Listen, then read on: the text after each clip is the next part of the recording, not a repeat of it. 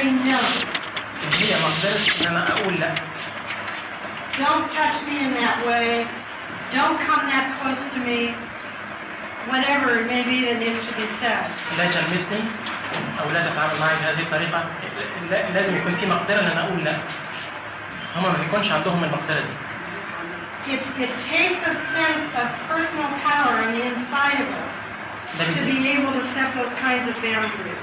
ده بيدينا شعور بالقوة من داخلنا إن إحنا نقدر نعمل الحدود دي حوالينا.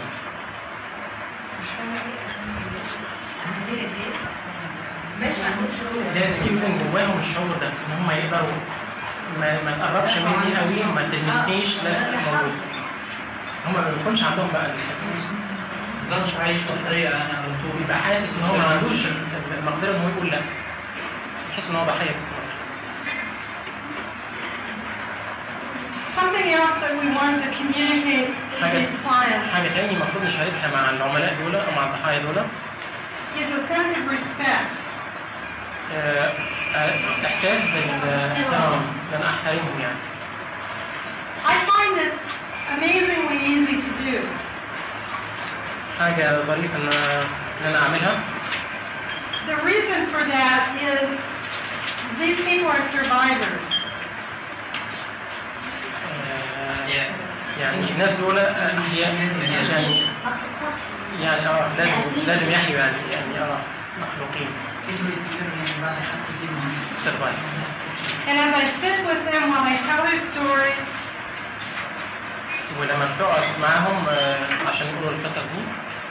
and at the same time I see them able to function as school teachers, as business people, as moms. وبتشوف ان هم قادرين يشتغلوا مدرسين وخلافهم يعني شغالين في حياتهم عادي خالص.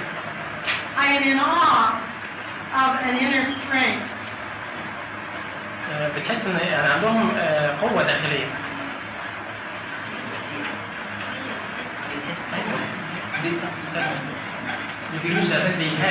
Yes. Yes. And I try to communicate that to them. بتحاول توصل لهم ان هم اقوياء من جواهم، يعني هو بيبقى عنده احساس ان هو مفيش. Because this is something they don't have a sense of themselves. هم ما بيبقوش عارفين كده عن نفسهم ان هم اقوياء. They see themselves as victims. They don't see themselves as people of strength. بيشوفوا ان هم ضحايا باستمرار وان هم ما عندهمش قوة على الاطلاق. Something else that we need to validate is شيء آخر عايزين a sense of needs and desires, wants, wishes. إحساس الاحتياجات والرغبات والآمال أو الأحلام. And then it's okay to have these and to express them to a mate. وشيء طبيعي إن إحنا تبقى عندنا الحاجات دي وإن إحنا نعبر عنها. Or a friend or a parent or لصديق أو لوالد. So what we're doing is validating the feelings, validating just normal human desires, needs. الشيء اللي احنا بنعمله ان احنا بنحيي هذه الرغبات والمشاعر. And validating the need to have boundaries. وبنحيي الحاجة لوجود حدود حوالين الشخص. That give us permission to say no. اللي بتدينا صلاحية ان احنا نقول لا عند اللزوم. And also yes. نفس الوقت. Something else that I try to do with these people is to شيء آخر بتحاول تعمله مع الناس دول هو get them in touch with their inner child. Is that going to be a strange concept? Inner child. بنحاول ان هم يعني recalling تكشف ليهم الطفولة والمشاعر يعني يسترجعوا أو حاجة. Is it recalling? Not really. يكتشفوا يعني يعني الطفل جواهم اللي فضل مع السنين وهو بيكبر فضل محبوس جواه. The parenting these people receive is always inadequate. عادة الوالدين بيبقوا inadequate يعني غير كافيين. And so there's some parenting that still needs to be done as an adult. وبيبقى في حاجات لازم تتعمل لما بيكبروا بيبقوا adults. As a therapist, I do some of that. وهي كحالية نفسانية بتحاول تعمل كده. But I'm seeing a person.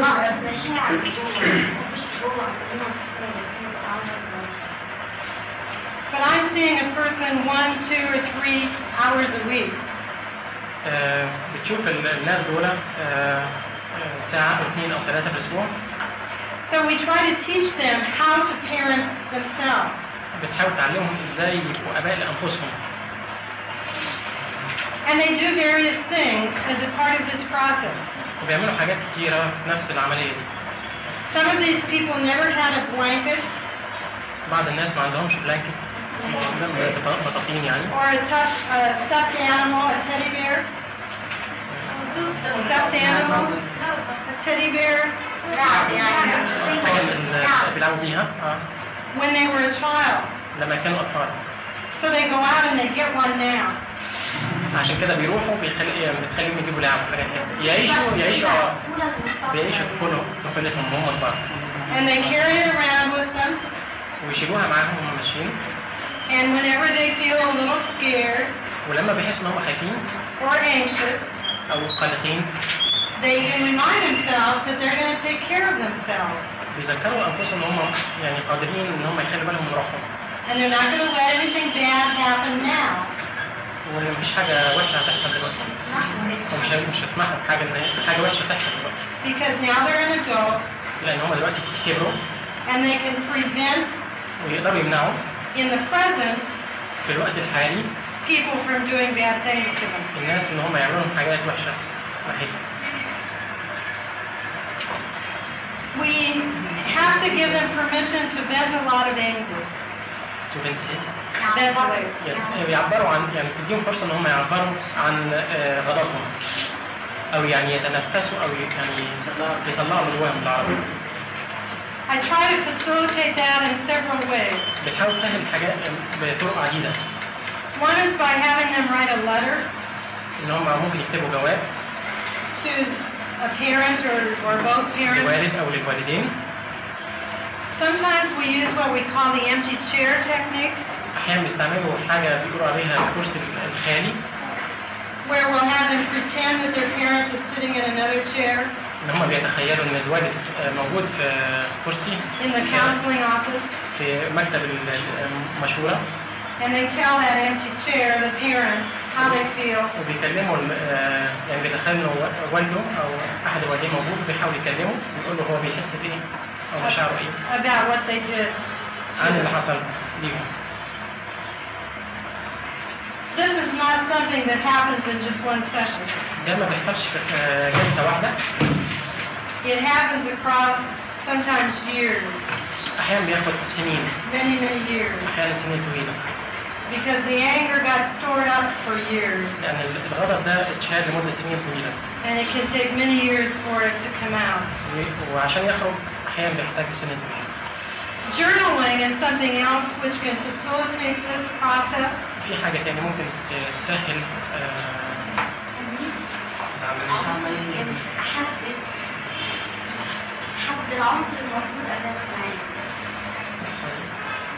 Journaling can facilitate this process of ventilating anger.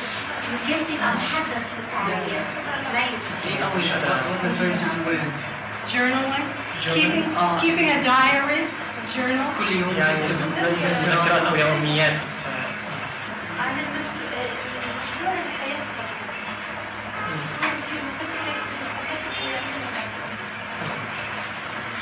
I really encourage all of my clients to do this, not just sexual abuse victims, but all of them. شجع كل عملائها مش الناس اللي أسيء إليهم بس إن هم يعملوا كده، إن هم يكتبوا مذكراتهم أو يومياتهم. Does two things particularly. يعملوا حاجتين بالذات. It externalizes feelings. بتطلع المشاعر الداخلية. Feelings that have been expressed even on paper, as well as to another person. المشاعر بتخرج يعني على الورق زي ما هي بتخرج للناس. Are not as scary as feelings that stay bottled up inside. مش مخيفة زي الحاجات اللي بتقعد وتتراكم في الداخل. The second reason this is so helpful. السبب الثاني إن دي حاجة بتساعد أو شيء مساعد. Is that it gives us the way of looking back. إن هي تدينا فرصة إن إحنا نبص للخلف. and seeing where we've been and how much progress we've made. إن إحنا كنا فين والتقدم اللي إحنا بنفرزه. And I really say we here, for all of you, do some journaling about your own growth. وأنتوا كلكم الموجودين هنا المفروض تعملوا حاجة زي كده، إن أنتوا تعملوا مذكرات يومية. And when you begin to feel like you're sort of stagnating and not going anywhere, stagnating, standing still, يعني لو أنتوا حاسين إن أنتوا واقفين في مكانكم ما بتتحركوش أو ما فيش تقدم يعني.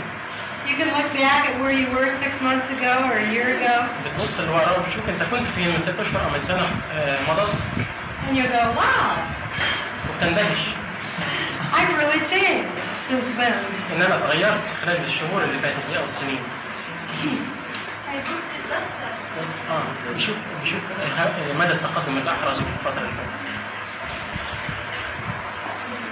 Sometimes we have to focus explicitly, after some of this work that I've just described has been done, on the sexual relationship that the abuse victim has with their mate. أحيانا بنحتاج إن إحنا نركز على العلاقة الجنسية اللي حصلت مع الضحية. Probably the most critical variable here is having a cooperative spouse, mate, husband or wife. most critical. Yeah, the most important. أهم شيء إنه يبقى في رفيق متعاون. رفيق الضحية يعني spouse the other partner. الرفيق الآخر يعني لو المساء إليه هو البنت يبقى الرفيق الآخر يبقى متعاون أو العكس. يعني لازم الطرف الآخر متعاون مع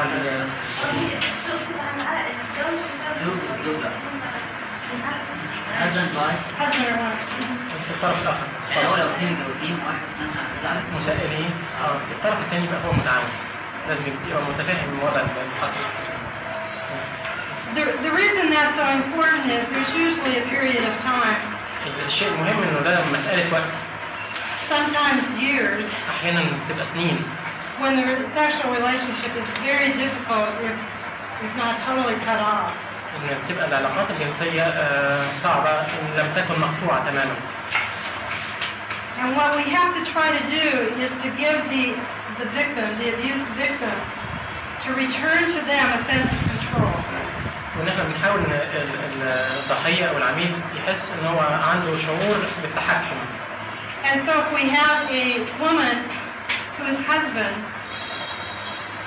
وعشان كده لو في عندنا سيدة جوزها is continuously demanding sex, جوزها بيطلب منها باستمرار علاقات جنسية.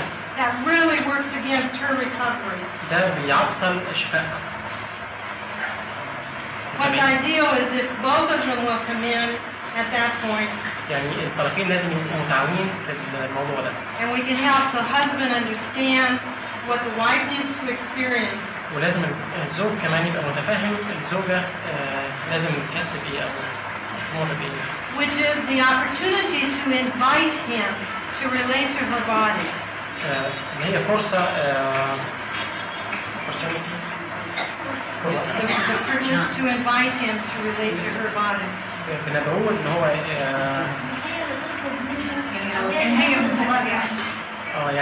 يعني المفروض هو يستنى لغاية لما هي يعني تستعيد مقدرة إن هي تبتدي تطلب without a sense of being coerced or forced by the husband. من غير مشاعر إن هي تبقى حاجة بالضغط يعني بالضغط منه. Are you with me? متابعين ولا؟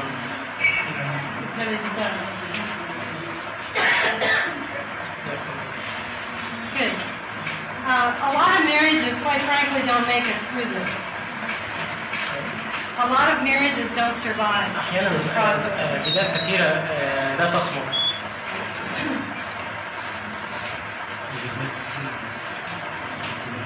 Sort of the last step, or the thing that we're really working towards, is breaking out of being a victim. Establishing a sense of one's own personal power. نحن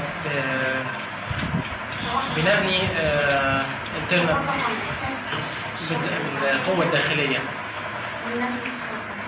نحن نشعر الضحية إن هي عندها قوة داخلية. I have come to believe that a real important piece of moving away from being a victim is forgiveness. الشيء مهم قوي عشان الضحية تتخلص من هذا الشعور اللي هي الغفران. لازم الضحية تغفر عشان تقدر تتخطى مرحلة الشعور إن هي ضحية. And so we try to move this person to the place where they can forgive both the perpetrator and the non-protected parent. عشان كده لازم نخلي الضحية تتحرك ناحية الغفران، ناحية المسيء وناحية الأب اللي ما حماش أولاده. And a real important part of forgiveness is جزء مهم قوي في الغفران هو is being able to see, just like me, this perpetrator is both good and bad. وإن الضحية تتعرف يعني على المسيء كصالح وغير صالح، يعني تقدر تميز الصالح وغير الصالح. The ground at the foot of the cross is level. The ground at the foot of the cross is level. الأرضية اللي هي وصلت للصليب هو الحب.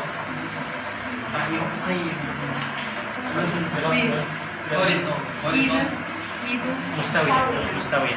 يعني الأرض اللي وصلت للصليب مستوية. In other words, we all have equal need for forgiveness from God. عندنا مشاعر متساوية للغفران من الله. So I may not keep myself in the position of being a judge of someone else. عشان كده مش لازم احتفظ لنفسي ان انا قاضي لواحد تاني او لشخص اخر حتى لو كان مسيء يعني. That makes sense? يعني لازم توصل لمرحلة ان هي ما هياش قضية او ما هوش قاضي. لا تجيب. Questions?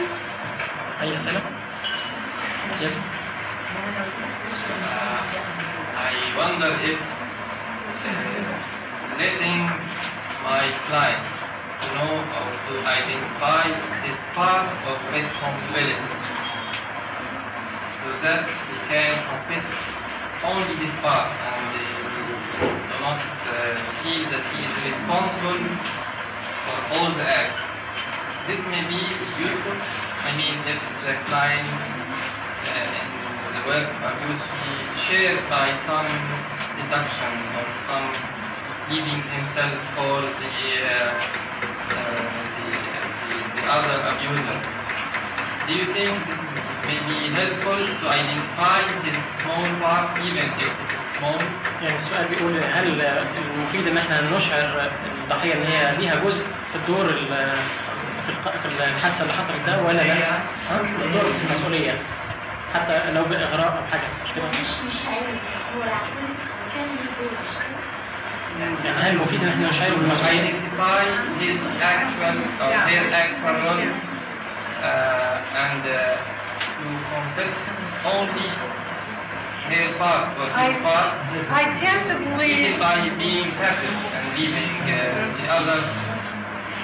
I tend to believe that it's not, and my reason for saying that is the power differential that always exists between a parent and a child, or even between a sibling and a child. يعني هي بتقول ان هو مش مفيد ان احنا نخليه يعترف بجزء، ان دايما في فرق في القوة بين المعتدي والمعتدى عليه، بين الضحية والمعتدي. I hear about situations all the time where, as a child, somebody tried to do something. فيها الطفل حاول حد يعتدي عليه. And my client, the child, said, no way, get out of here, go away. والطفل اعترض بشدة على المعتدي عليه. Somehow they had enough sense of power to be able to say that. كان عنده إحساس بالقوة من جواه إنه ممكن يعترض.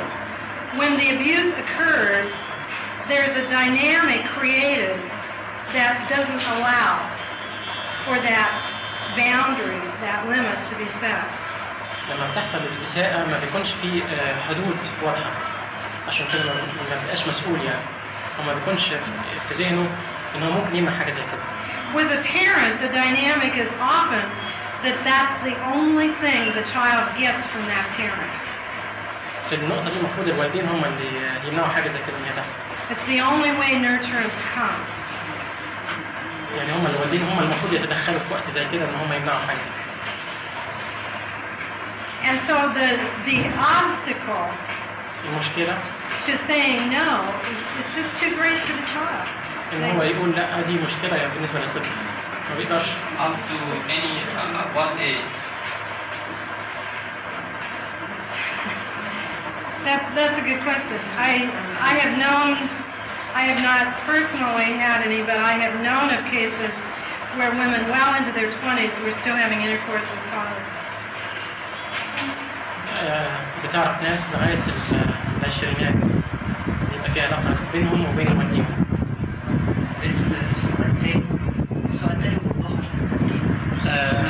كان بيسأل عن العمر اللي فيه يعني لغاية امتى ممكن الشخص يقول لا. هي بتقول فهي بتقول ان هي شافت عملاء كتيرة لغاية العشرينات كان بيبقى في علاقة بين الأب وبنته. يعني مسألة فاريبل يعني ما هيش بالظبط. مش واضح يعني حد تقدرش تحسبها بالظبط. I'm convinced that the emotional damage that occurs is far greater in general areas than specifically in the sexual area. يعني بيبقى التحطيم المعنوي أكبر بكتير من الناحية الجنسية. معنويا بيبقى الضحية محطمة تماما. When the abuse begins at a fairly young age, لما بيكون الإساءة في سن صغير they miss some developmental steps. بيفقدوا بعض خطوات التطور الطبيعي. That they need to become any kind of whole person. And so that's why you can get a 25-year-old woman who is still willing to go to bed with daddy. Because there are these huge gaps in her psyche. التطور النفسي ما بيمشيش في التطور الطبيعي بتاعه. عشان كده ممكن النساء اليوم في صغرهم يوصلوا سن 20 وما زالوا يبقى في علاقة بين البنت وبين أبوها. معروف ان خلاص الرابط خلاص الرابط اللي تم مش بيشمل كل هذه المستويات. يعني ايه المقصود بما فيها العلاج ما فيش. It's a question about salvation and being born again. Do you think it can be enough to heal all these memories? No. مش بيحصل.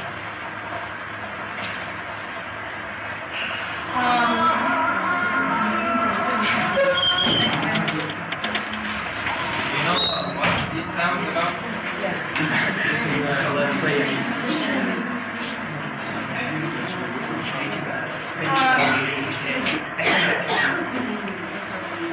Let me answer that in two ways. هتجاوب بطريقتين مختلفتين.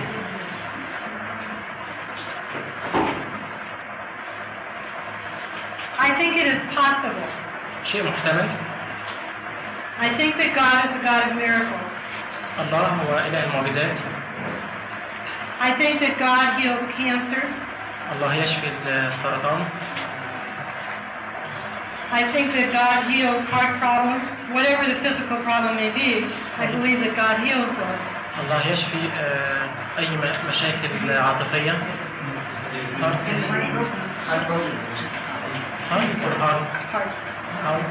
أي مشاكل عويصة أيا كانت أو أي مشاكل مرضية قلبية أيا كانت. But most of the time, لكن أغلب الوقت we are healed إحنا بنشفى through the help of a physician, عن طريق الأطباء. through medicine, through a بالأدوية cast on a broken leg, عن طريق الأدوية أو الجبائر للكسور through insulin if we're diabetic. أو الأنسولين للناس اللي عندهم مرض السكر. Sometimes God heals the diabetes completely and we no longer need insulin. أحيانا يشفي الله السكر ولا نحتاج مرة أخرى للأنسولين. But I think that's fairly unusual. لكن ده مش المعتاد. I have worked with a lot of abuse victims عملت هي مع كثير من الناس المساء لهم who have been prayed with by prayer teams صلوا معاهم مجموعات صلاة for their healing. للشفاء، And they experienced some changes وأحسوا بتغيير as a result of those prayers. نتيجة هذه الصلوات. Probably the most significant change has been having more memories. أحسوا إن هم بدأوا يتذكروا، يعني أهم شيء في التطور اللي حصل معهم إن هم بدأوا يتذكروا اللي حصل. Which then makes counseling more useful. وده في المشورة شيء أكثر إفادة. Probably من المحتمل 3/4 to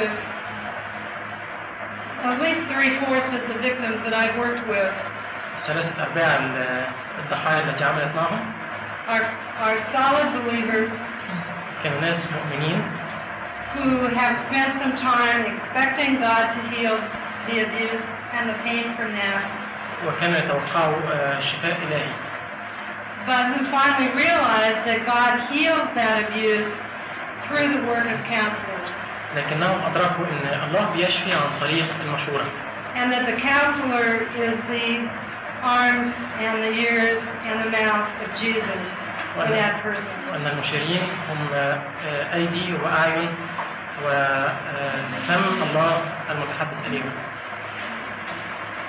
Does that make sense? يعني المسؤولة عن طريق الإمام بس، عن طريق الرب، يعني إذا كنا نخلصه لا والناس مسؤولين الإمام عن طريق الرب، فهم بيكونوا بس مجال الرب، بس مجال الصلاة، بس اللي حاولوا يساعدوهم يكملوا في صلاتهم، يعني مش يروحوا مثلا لأطباء تاني مش مؤمنين يكونوا أدوية نفسية أو كلهم كده. She's saying that all these يعني ما تخش الدكتور physicians or medicine or believers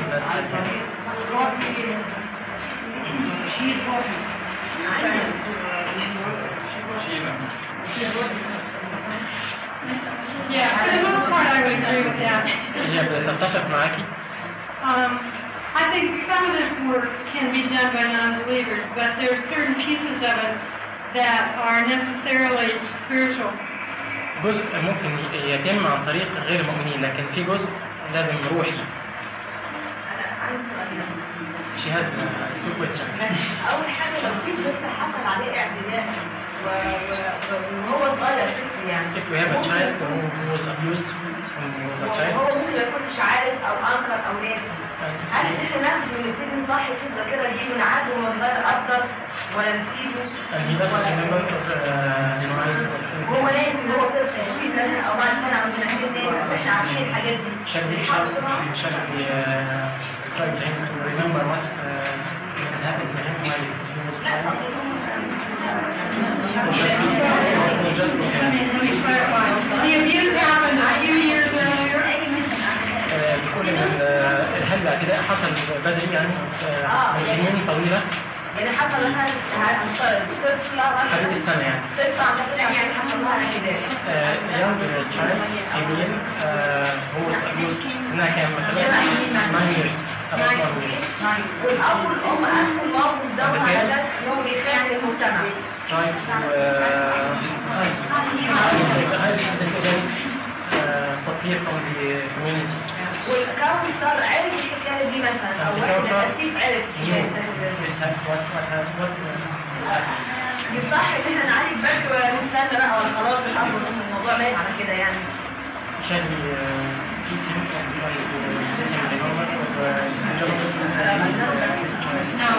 No, that child should definitely be treated.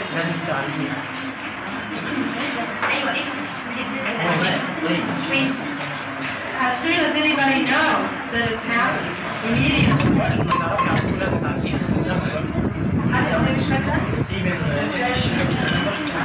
Well, if it hasn't been too long, usually the child will be able to work on it, maybe without even talking about it in play therapy. By working with anatomically correct dolls, physically correct dolls, أو لاعب كده. علاج باللعب. Dogs that are named like little boys and little girls. بس يعني يجيبوا لهم زي عروسة وشكل بنت وشكل ولد عشان كده يعلموهم. And drawings. ورسومات. Usually that will bring it out of a child. عادة ده بيخرج الطفل من هو. You try to explain to the child what is happening or how to use the dog. You just work with the dogs and have them talk about their family and what happens in their family. بتتكلم مع العرايس عن عائلاتهم وايه اللي بيحصل بين عائلاتهم. نوع من الاشياء العلم النفسي يعني بتخرج المشاعر. بتبتدي تحرك مشاعرهم وذكرياتهم وبتبتدي تحكي مع العرايس. Usually a counselor working with a kid like this will have a doll house and little figures. بيبقى عنده عروسة ورسومات figures يبتدي يشتغل بيها ويحكي معاها. And they're just asked to talk about their family. ويسأل الطفل إن هو يحكي عن عائلته. And to illustrate how their family relates to one another. يبتدي يوضح العائلة يعني علاقات العائلة مع بعضها. And that will bring it out. وده هيبتدي يخرج اللي جواه. العلاج اللي بتقول خليها يحط تخيل كرسي فاضي مثلا ويزعق او تفلت او كبيره كده.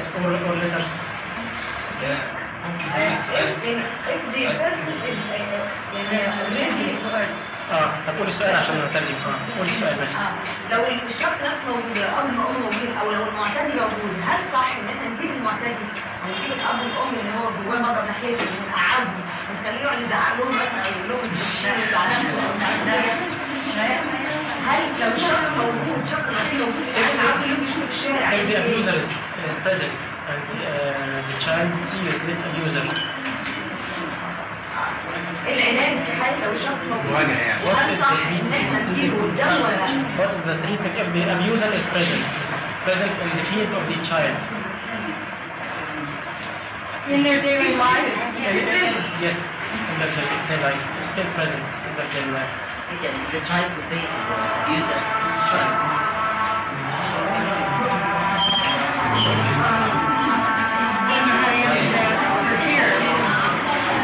In the United States, we would remove the perpetrator from the home. الولايات المتحدة بيشيل المعتدي من البيت. Or we would remove the child from the home. أو يبعدوا الولد عن الوسط اللي هو كان عايش فيه. لو اوريدي اللي حصل موقف وانا عارفه فلان عمل فيا كذا وانا صغير كبرنا هو لسه جاري مثلا وقدامي وراحت عالي هل صح مثلا او مش قريب هل صح مثلا انا اخد كارثه مثلا وراعه مثلا ازعله او اعمل ايه كده ده هو موجودين وهم ما حمليش طب اعمل لهم ايه؟ هي بتخلي المعتاد عليه يتخيل لكن مش بتجيبه مش بيبقى موجه. يقول الحل ان انا جبت مرفوض ممكن نسألها يعني ممكن تسأل المشير امتى يقدر يعمل مواجهة هل ده ينفع ولا ما ينفعش؟ When the counselor should bring the in front of the abusers in front of the victim. When the victim wants that. لما بيكون المعتدي عايز كده عايز انه يجيب المعتدي عليه. Never before. مش قبل كده يعني لما يبقى محتاج ان هو او عايز يواجه المعتدي عليه هاتي مش قبل كده. And when it is possible. امتى؟ It is possible. When it is possible. It's always impossible. Usually it's impossible. Yeah, okay. I understand. Yeah. It's usually not possible because it's not possible. في العادي ده ما بيحصلش. في العادي ده ما بيحصلش. Just one word about that. The vast majority of perpetrators will deny to their grave that they ever did anything. كل المعتدين بينكروا يعني تماما اللي حصل. There are men sitting in prison in California في بعض الناس اللي سجنوا في كاليفورنيا for having incest with their kids عشان كان ليهم علاقات مع اولادهم. Who will tell you they never did anything. وبيقولوا ان هم ما عملوش اي حاجه. They just got framed. ان هم كانوا اصدقاء بس. المشكلة هنا أنا عايز في مصر هنا بيحكي تقسيم على الموضوع تعسيب المشكلة She said that in Egypt here they try to to hide everything. You know? If things like this happen to a female young child, the family will hide something like this. Yeah, you've got some work to do here to get the laws changed so that there are some other alternatives. Because something that is hidden can never heal. الأشياء المختفية لا يمكن أن تشفى. Never. لا يمكن تشفى. يعني لازم يبتدي هو يطلع من جواه عشان يبتدي يحصل شفاء. يبقى في أمل للشفاء. عموما عندنا فترة أسئلة بعد المحاضرة الثالثة. في مرات إذا كان في مواضيع يعني يجينا الشخص المرتبط بالاعتداءات وهو أنكر إنه عمل الحاجة دي هي مشكلة ثانية للشخص المعتدي عليه يعني حيقول لا هو بينكر وأنا متأكد من الحاجة دي حيشوف بنفسه مشكلة ثانية فالظاهر إنه إذا الإرادة She's saying that if the abuser denies this will create another problem to the victim. It does. كلام صح. Very true. It leaves the victim feeling unvalidated. That's why it's so important for us as counselors to validate the victim. عشان كده ده شيء مهم ان احنا نخلي الضحايا يبتدوا يحيي الامور يعني يفكروا في المواضيع من تاني. We very often end up with a family that's totally estranged, totally split. بتبقى العائلات مفككة تماما. The parents will say, until you take this back, والوالدين بيقولوا لغاية لما ترجع ده we will not speak to you. مش هنتكلم Very معاك يعني. typical what happens. أي أسئلة بقى؟ Thank you. Yeah. We will have a break and then we will أنا عايز I'm sorry about this very bad pronunciation. عايز نشكر المترجمين. المترجم بيحتاج قوة للتركيز وقوة للتذكر ومعرفة ملمة باللغة. واحنا قاعدين سهل علينا.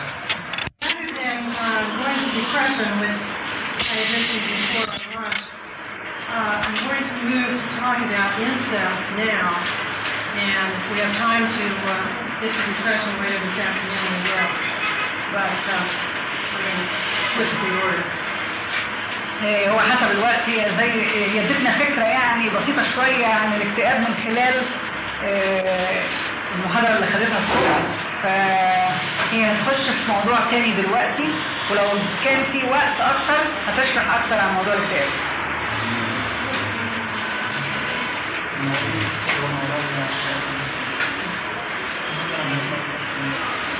هي الموضوع اللي هنتكلم فيه دلوقتي عن الحوادث اللي بتحصل فيها إساءة للأطفال جنسيا.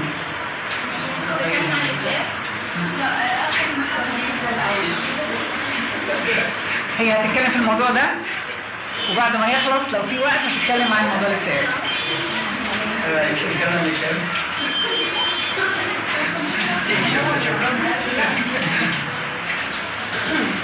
Okay. This is a subject which during the last even 10 years in the United States has become much more commonly talked about in magazines, TV, movies, talk shows. الموضوع ده ابتدوا يصار قدام الناس ويعلن قدام الناس من حوالي 10 سنين سواء في التلفزيون أو في المجلات أو في وسائل الإعلام المختلفة. When I first started doing psychotherapy, probably one or two of my patients would talk about having been molested as a child sexually. وهي في خلال علاجها لأحد الأشخاص نفسيا حالة أو حالتين ذكر فيها حكاية إنه أسيء إليه جنسيا لما كان طفل. Now close to half of the people that I see are dealing with child sexual abuse. ودلوقتي ناس كتير بيتعاملوا مع نوعيات كتير من الناس أسيء إليهم جنسيا لما كانوا أطفال. Statistics in this area are very difficult to come by, and the accuracy is always a big question mark. طبعا وجود احصائيات بخصوص الموضوع ده صعب جدا. But what the statistics say is that 10% of men and 30% of women were sexually abused as children. لكن الاحصائيات بتأكد ان 10% تقريبا من الرجال و30% من السيدات أسيء ليهم جنسيا لما كانوا أطفال.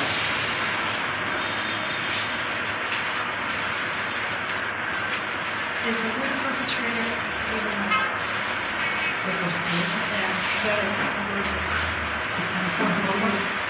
No. The perpetrator is the person who did the abusing. الشخص المعتدي. There's a whole series of terminology here. We have the victim, we have a perpetrator, and we have what's called a non-protected parent. في 3 تعبيرات هناخد بالنا منهم، اللي هو الشخص اللي هو الضحية اللي هو وقع عليه الاعتداء أو الإساءة. بعدين الحاجة الثانية اللي هو الشخص اللي عمل الاعتداء أو اللي عمل الإساءة. الحاجة الثالثة اللي هو الوالدين اللي هم ما حموش أطفالهم من هذا الاعتداء. The symptoms that an adult is left to deal with depend on several factors, but primarily it depends on the duration of the abuse and who the perpetrator was.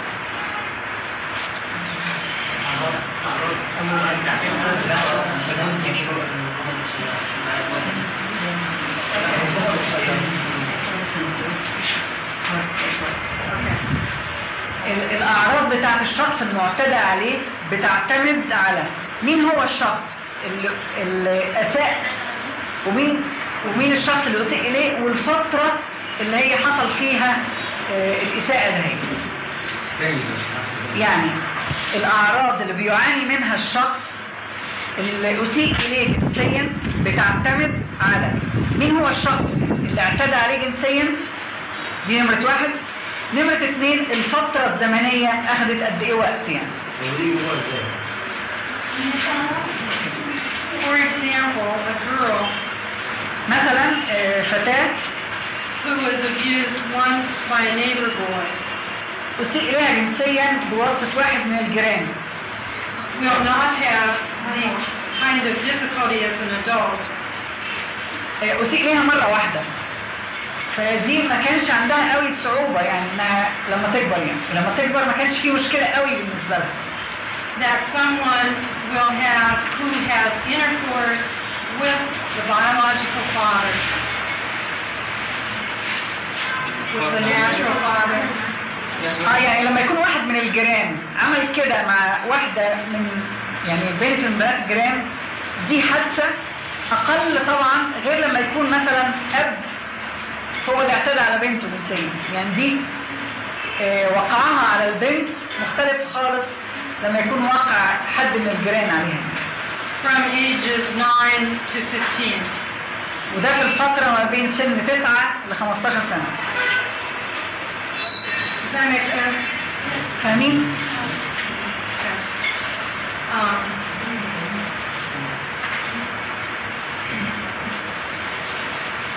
Another factor is the age of abuse. العامل الثاني هو سن المعتدى عليه. I have clients who were abused as infants, sexually abused as infants. Clients, patients. كان عندها حالة من الحالات اعتدي عليها جنسيا لما كانت طفلة. رضيعة. For these people, it's very difficult to talk about the abuse. الناس دول من الصعب جدا علينا ان احنا نتكلم معاهم عن الشخص المعتدى عليه. Because it occurred prior to the child having language. لان في السن ده الطفل ما بيبقاش عنده ازاي يعبر عن اللي حصل له، مش عنده الكلمات اللي يعبر بيها عن ايه اللي حصل له. But nevertheless, these women carry a sense in their body of having been severely violated. لكن بيبقى يعني البنات دول بيبقى عندهم احساس شديد جدا ان هم اعتدي عليهم او حصل لهم حادثه عنيفه في حياتهم. I want to give you an idea of what the symptoms are. وانا دلوقتي هديلكم فكره عن الحاجات اللي بيحسوا بيها او الاعراض يعني. Pretty much universally, there will be problems with intimacy, with intimate relationships. الناس دول بيبقى عندهم مشكله في العلاقات الحميمه بينهم وبين الناس. Other symptoms include depression. بيبقى برضو عندهم اكتئاب. Self-destructive behavior. عندهم قابلية ناحية تحطيم حياتهم بنفسهم يعني. قابلية للهدم. Which may include like cutting on the arm, just superficial cutting. وده ممكن يقودهم انهم يجرحوا نفسهم مثلا، يعني عندهم قابليه ان هم يسيئوا الى نفسهم. Or a severe suicide attempt. او يبقى عندهم رغبه ان هم ينتحروا. Anxiety. بيبقى عندهم قلق، اضطراب. Feelings of isolation. عندهم احساس بالعزله. And stigma. stigma. علامة عندهم شعور ان هم مشوهين مثلا او كده. Invariably low self-esteem. ويبقى عندهم دايما احساس بالتقليل من ذاتهم يعني بيقللوا من ذاتهم. سبب نفسه. In the United States, we particularly see a tendency towards addictive behavior. وفي الولايات المتحدة الناس دول بيبقى عندهم دايما رغبة في انهم يبقوا مدمنين. Drug and alcohol abuse. سواء ادمان من ناحية الخمر. Problems trusting in a relationship. بيبقى عندهم برضو مشكلة في انهم يثقوا في الناس. Sexual dysfunction. Problems in the sexual relationship. بيبقى عندهم مشكلة في التواصل الجنسي او في العلاقات الجنسية عموما. Which usually takes two forms. Either والمشكلة دي بتاخد شكل من شكلين، يا اما either promiscuity or total sexual avoidance. يا اما بيبقوا عندهم رغبة شديدة جدا في ممارسة الجنس، يا اما عندهم رغبة شديدة جدا انهم يتجنبوا ممارسة الجنس خالص. A typical scenario, a typical story. قصة يعني مثالية تخص هذا الموضوع. Is a woman who somewhere between 18 and 22 gets married. واحدة كان عمرها ما بين 18 و 22 سنة وهتتجوز. 10 to 15 years later she begins to remember. بعد ما اتجوزت ب10 أو 15 سنة ابتدت تتذكر the sexual abuse. إنها أسيء إليها جنسيا. At which point she becomes totally unable to function sexually. فأصبحت غير قادرة بالمرة إنها تمارس الجنس. Have you talked about denial? هل سمعتوا عن موضوع الإنكار؟ في حد يعني سمع عن موضوع؟ Not in this seminar. Okay. Denial is what protects us from being overwhelmed. إننا ننكر حاجة ده رد فعل بيحمينا من إن حد الرعب. حد كبس على نفسنا يعني حد أو الشعور بالرعب. يعني الإنكار ده وسيلة إحنا بنتخذها عشان خاطر نتحاشى إن في حد ضاغط علينا، فننكر الموضوع ده. وسيلة من وسائل الهروب. So when a very painful experience occurs فلما في حادثة مؤلمة جدا تحصل لنا in a child's life, وخصوصا في سن الطفولة they forget it بينساها الطفل or deny it أو بينكرها until such time as they have the resources internally and externally لغاية ما يجي وقت وتحصل ظروف معينة يا إما داخليا أو خارجيا to deal with the traumatic, painful experiences. والظروف دي تكون لمست الحادثة اللي حصلت زمان في وقت الطفولة. Does that make sense? فاكرين؟ فيبتدي بقى الطفل يتذكر أو الراجل الكبير أو الشخص الكبير يتذكر اللي حصل له زمان. So I have a client who is now 44. هي عندها حالة من الحالات، واحد عنده 44 سنة أو واحدة. She began remembering her sexual abuse about 10 years ago. هي واحدة وابتدت تتذكر إن حصل لها اعتداء جنسي من 10 سنين فاتوا. At the hands of her father and grandfather. واللي عمل الاعتداء ده باباها وجدها. About the same time she remembered her abuse, a niece was reporting that she was being abused by these same two men.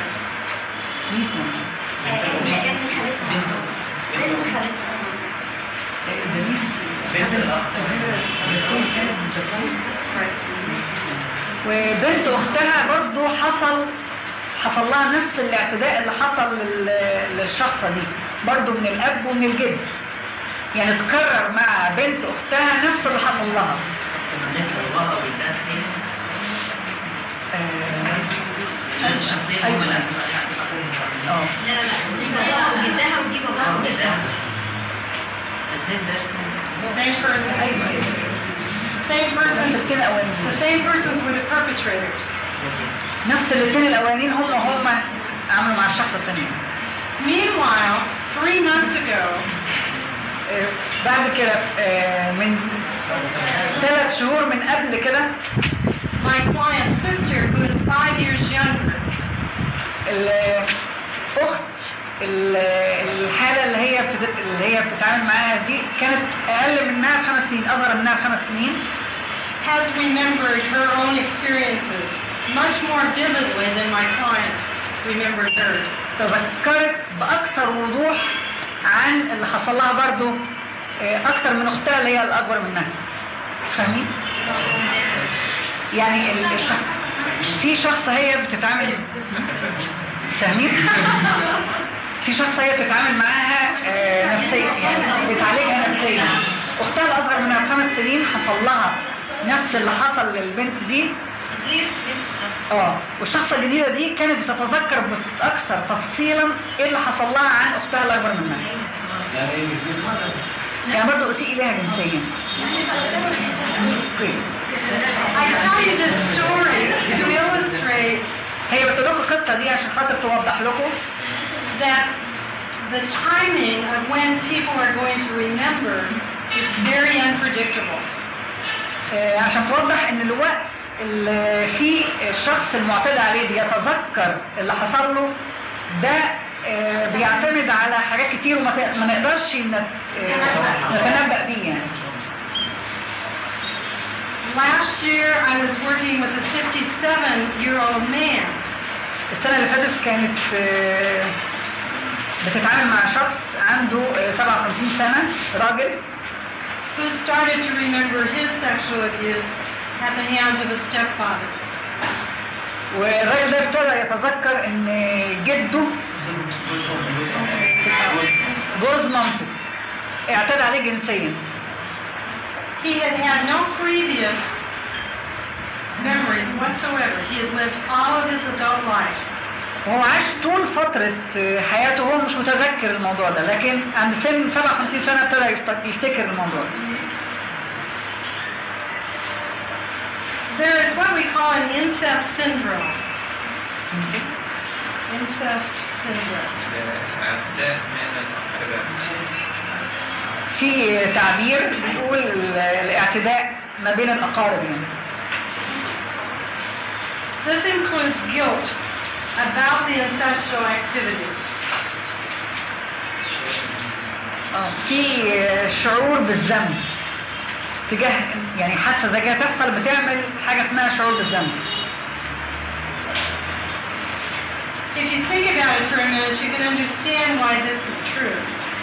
ولو فكرتوا في الموضوع ده هتلاقوا ان الكلام ده صح يعني. The sexual organs, whenever they're stimulated, we experience pleasure. بتتكلم عن ان الاعضاء الجنسيه بتاعتنا في اي وقت لما بتصار بيحصل نوع من اللذه. So even though we may be talking about a child of 5 فحتى لو اتكلمنا عن طفل عمره 5 سنوات who is being touched sexually, اللي اسيء اليه جنسيا, there's always some mix of pain and pleasure in that experience for the child. الطفل ده بيختبر نوعين من المشاعر, لذة ومعاها ألم. And particularly, وخصوصا that depends on what the child is told. What the child is told by the perpetrator. وخصوصا يعني نوعية المشاعر اللي بتبقى عند الطفل دي بيختبر أكتر الحاجة اللي الشخص اعتدى عليه جنسيا قالها له وقت الاعتداء, يعني ضحك بيه عليها.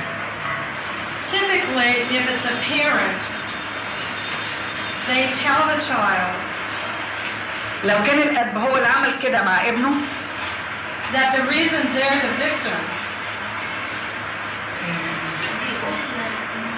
هو السبب هو الاعتداء. لو كان الأب ايه؟ هو المعتدي بيقول للابن مثلا او كده السبب انه بقى ضحيه. إن الأب ضحية ولا الابن ضحية؟ الاب بيقول لابنه على السبب ليه هو الضحيه او الفيكتيم. طب نخليها تكمل وبعدين. that the reason they're the victim is because they're very special.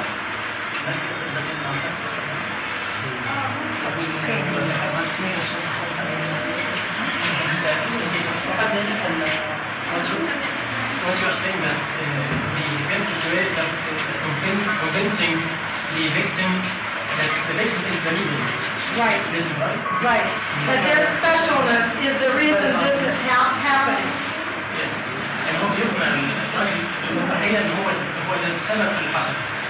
بيقنع الضحية إن هو السبب اللي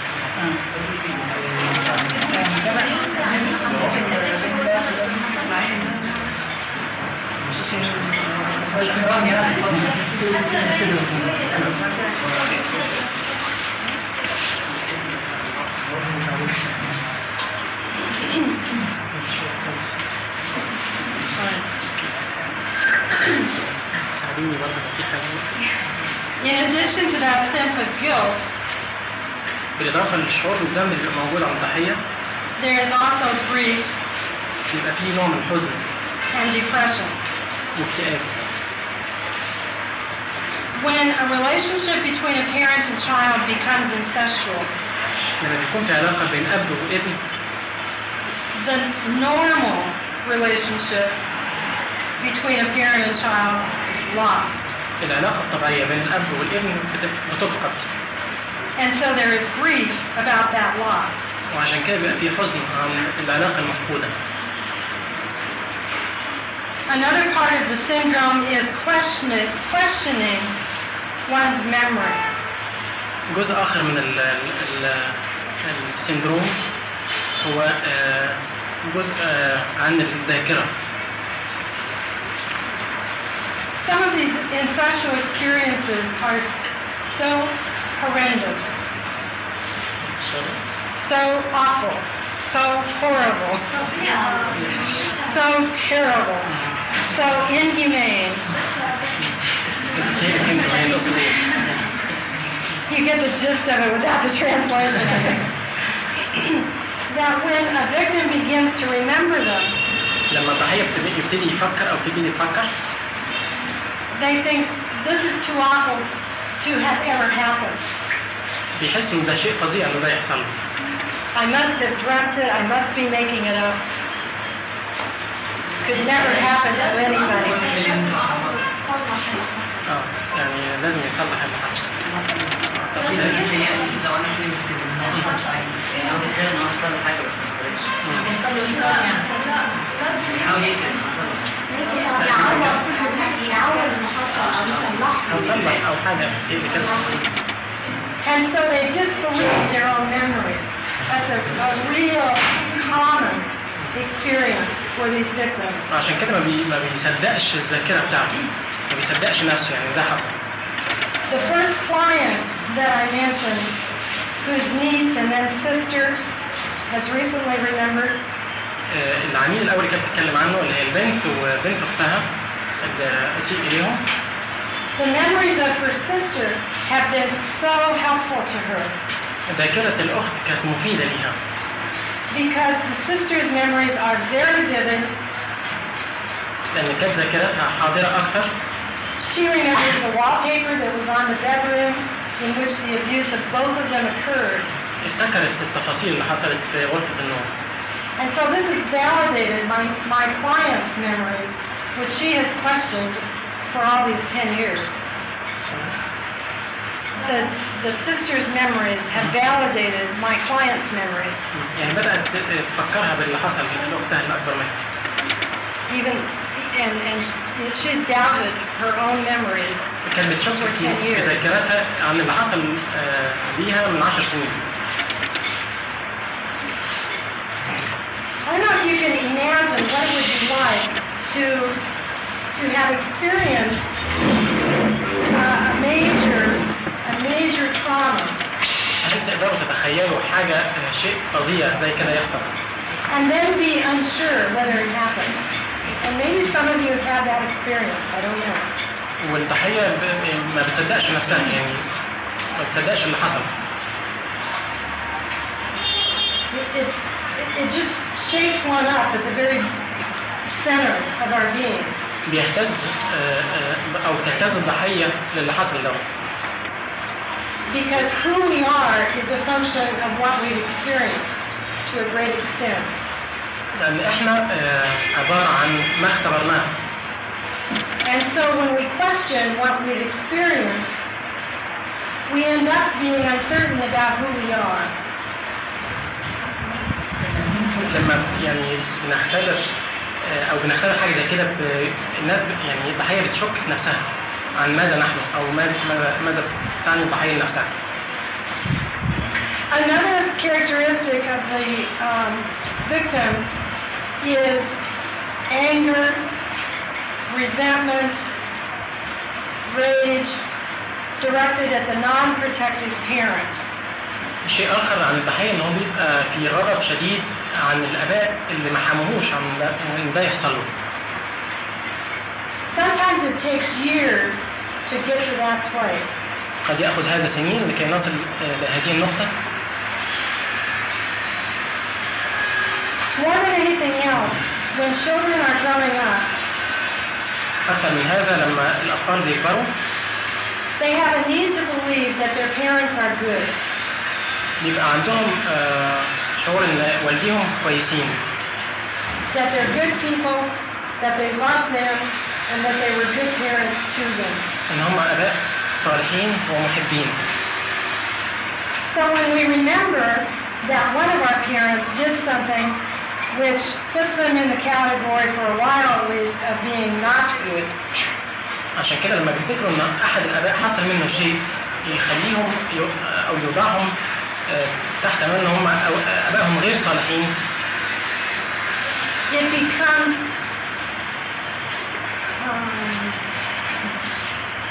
it's a major deal to get in touch with the anger towards the second parent at the same time, because that leaves us with no parent that is good.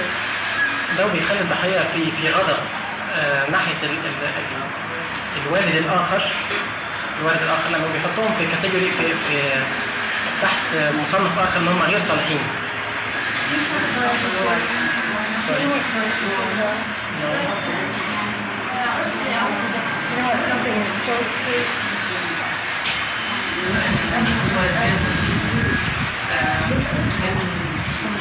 Between brackets?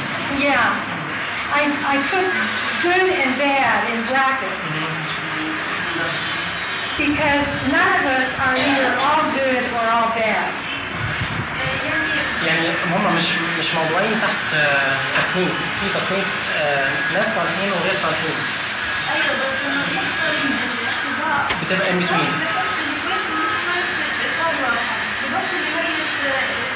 في نوع من الخلط يعني. يبقى في لخبطه بين عامل التحقيق.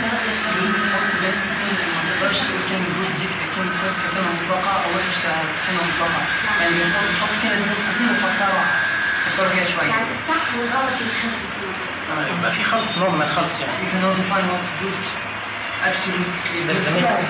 Right. There's a mix between good and bad. The goal for the end of therapy is for the abuse victim هدف العلاج to be able to see both parents as good and bad, the mix. ان احنا نرى الاباء both good and bad ان هم صالحين وغير صالحين. Neither all black nor all white, but shades of gray. To see the shades. ان هم يعني بنساعدهم ان هم يشوفوا درجات الالوان اللي بين الصالح وغير الصالح. ما يبقاش في نوع من الخلط، يبقى الامور واضحه بالنسبه لهم. Does that make sense? احنا بنحاول نساعدهم ان هم ما يبقاش يعني الحادثه بتعمل نوع من الخلط. احنا بنحاول نساعدهم ان هم يدركوا ان في جزء صالح وجزء غير صالح والفرق بين الاثنين.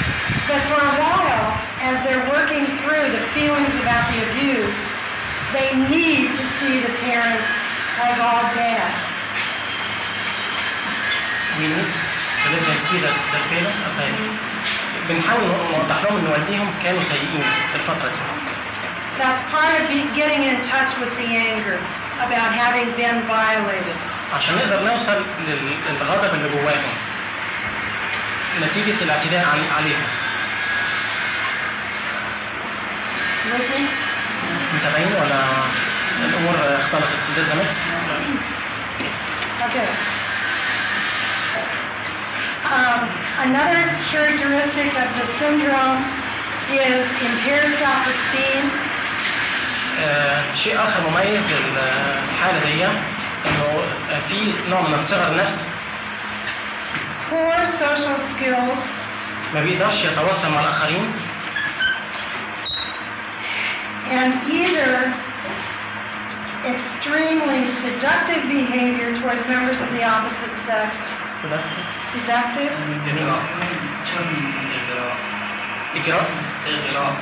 إغراء. Seductive. Yeah. Seductive behavior. Right. Towards what? Towards the members of the opposite sex. بيحاول يبقى في نوع من الإغراء للجنس الآخر. Or they avoid the opposite sex completely. أو يتجنب تماما الجنس الآخر. يعني يا يغري يا يتجنب.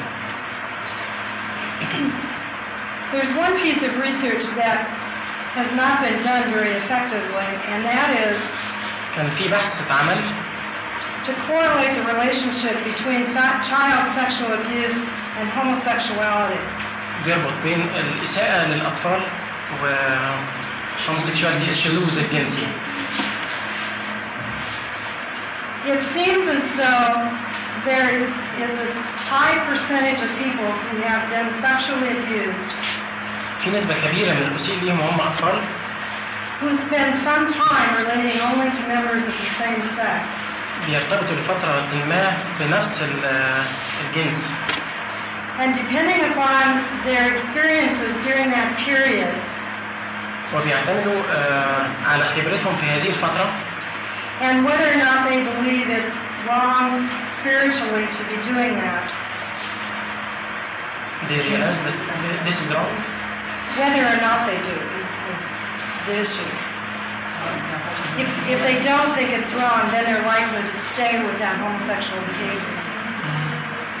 ويعني على ما اعتقد ان هو سواء غلط او صح هم بيستمروا في كده.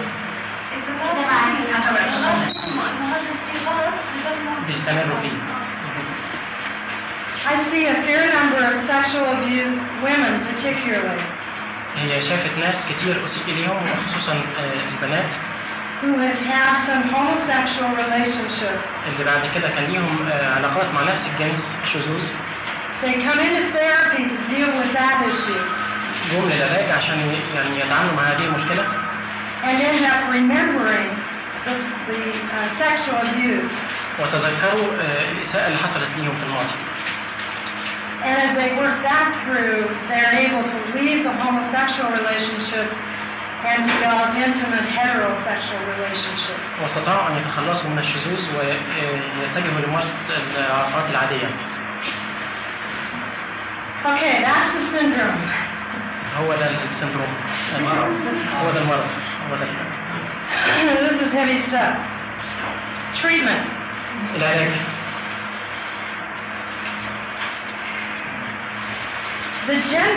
The desired gender of the therapist or counselor. رغبة المشير أو المعالج.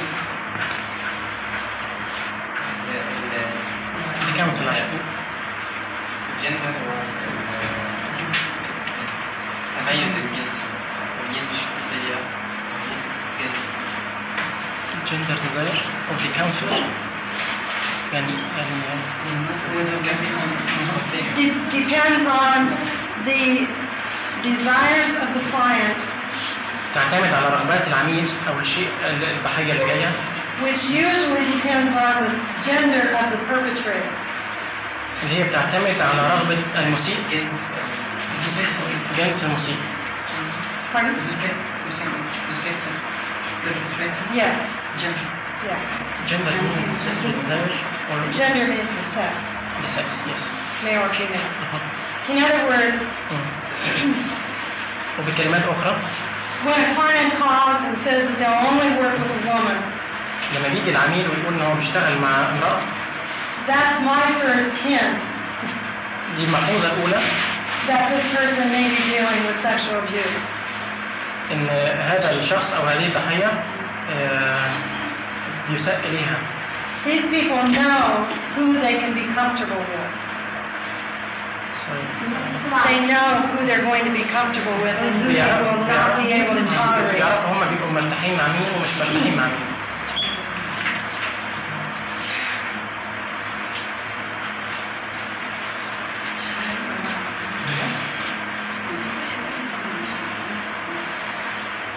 One of the rules that is fairly important is to have enough air in this room. One of the rules that's fairly important أحد القواعد المهمة جدا is to tell the client that أن تخبر العميل feelings are, المشاعر هي any feelings are okay. أي مشاعر لا بأس بها. How they express those feelings كيف تعبر عن هذه المشاعر is very important. شيء مهم جدا. In other words, they may talk about them, thank you. In other words, they may talk about them. أو بكلمات أخرى ممكن يعبروا عنها. But they may not act them out. لكن ما يقدروش يتخلصوا منها. لكن مش لازم يعني مرسوم.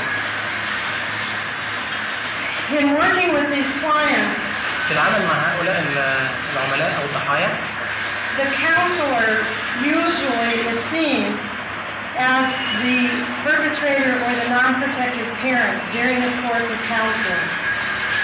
المشير بيستطيع أن يرى البربتريتور. The counselor takes the role of the perpetrator. Right. بياخد دور المعتدي أو الأب اللي محماش أولاده.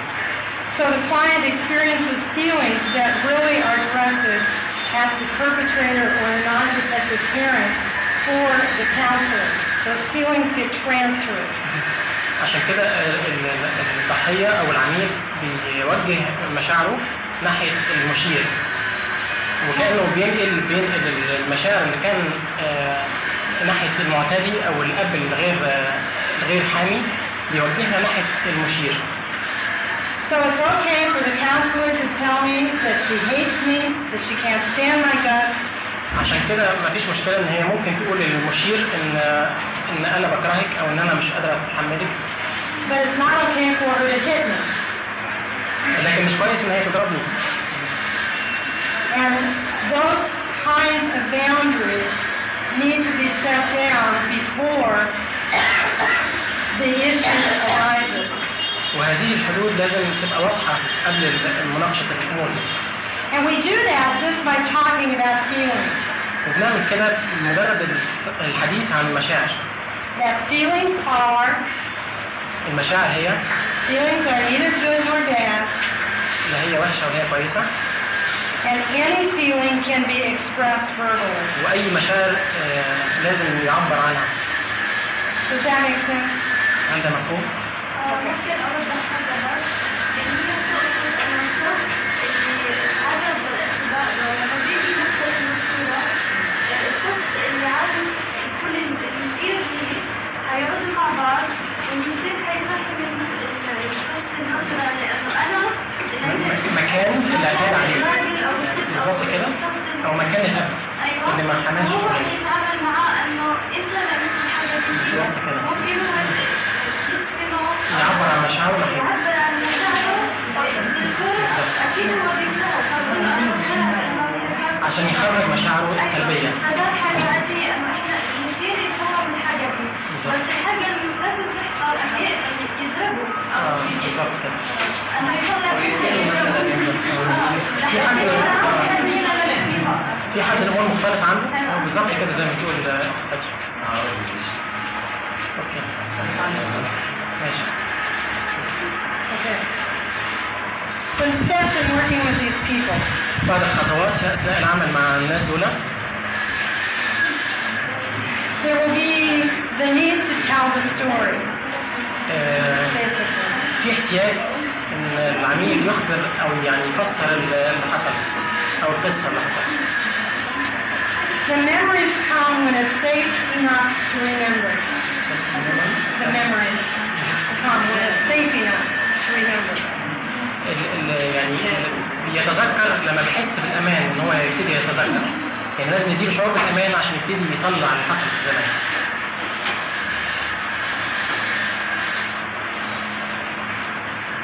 The most important thing about people telling us their story is that we need to believe them.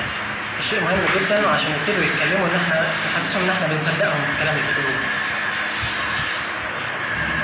Just about the time I think I've heard it all. في الوقت اللي هي سمعته. I hear something even more fantastic. سمعت اشياء عجيبة. And difficult to believe. واشياء صعب التصديق. صعب التصديق. And sometimes my greatest challenge is to keep from going. يعني استغربت عن التفاصيل اللي بتسمعها من الضحايا. Secondly, after hearing the story, بعد ما سمعنا القصة ثاني حاجة نعملها. Secondly, after it's not good if I agree with him or something terrible. I express that I am also astonished how this can happen to her or for him. well, yeah, there's nothing wrong with doing that. But the important thing is to not say that it's so astonishing that it couldn't possibly happen. That's what you don't want to communicate. دي قضية جانبية.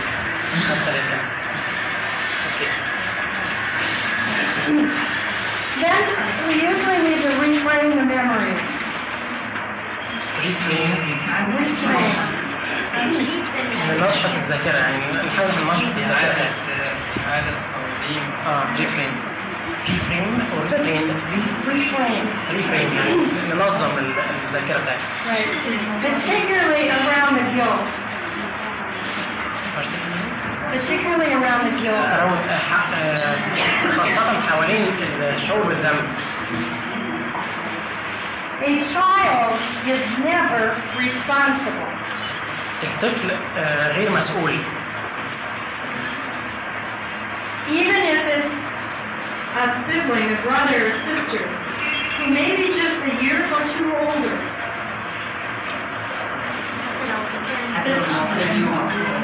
حتى لو المعتدي كان أخوه أو أخته أكبر سنة أو اثنين. The child is never responsible. الطفل غير مسؤول تماما. Because there is always a power differential. عشان دايما بيبقى فيه فرق في القوة. That's part of the abuse. اللي هي جزء من عملية الإساءة أو الاعتداء. And yet, these people have lived with guilt for so many years. الناس دول عاشوا بالذنب لمدة سنوات طويلة. That it's one of the most difficult things for them to give up. اللي هي شيء من أصعب الأشياء إن هم يتخلصوا منها. The feeling that they were responsible. شعور إن هم كانوا مسؤولين. And that they should have been able to do something to prevent it from happening. وإن هم كان المفروض يعملوا حاجة عشان يمنعوا اللي حصل. Part of that, however, جزء من هذا is reminding the person over and over and over and over and over and over and over again. إنها تتذكر الضحية مرات ومرات. That they are no longer a victim. إن هم ما عادوش ضحايا. لم يعودوا بعد الضحايا. No longer victims. No longer يعني خلاص يعني هي حصلت وانتهت. And they do not have to let themselves continue to be re-victimized, which these people are always doing. That's always part of the syndrome. بيحسوا إن هم ضحية باستمرار أو ضحية مستمرة. لا بنقول لهم يعني خلاص يعني ما عادوش ضحية.